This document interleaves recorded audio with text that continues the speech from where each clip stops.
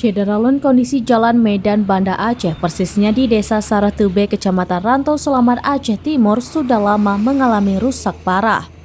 Bahkan selama ini warga sekitar telah berapa kali menanami pohon pada badan jalan nasional yang berlubang dengan kondisi menganga dan tergenang.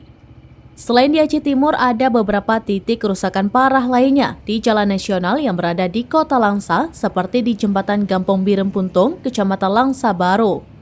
Di badan jalan agak menanjak tersebut telah muncul satu lubang yang selama ini juga kerap terjadi kecelakaan. Kini juga dipasangi tanda kayu oleh warga. Seorang warga sekitar, Munawir, kepada seraminus.com pada Kamis 2 Februari 2023 mengatakan kecelakaan kerap terjadi di kawasan tersebut. Bahkan jumlah pengendara yang mengalami kecelakaan sudah tidak terhitung lagi. Amatan seraminus.com, kerusakan aspal badan jalan nasional yang terbilang parah di Desa Saratube itu ada 2 titik. Posisi keduanya berada di sekitar tikungan. Sedangkan kerusakan lubang-lubang atau kerusakan aspal jalan lainnya hampir terjadi sepanjang jalan Medan Banda Aceh, kawasan Aceh Timur. Namun selama beberapa bulan terakhir tidak ada perbaikan apapun dari pihak Balai Pengawasan Jalan Nasional Wilayah Timur Aceh tersebut.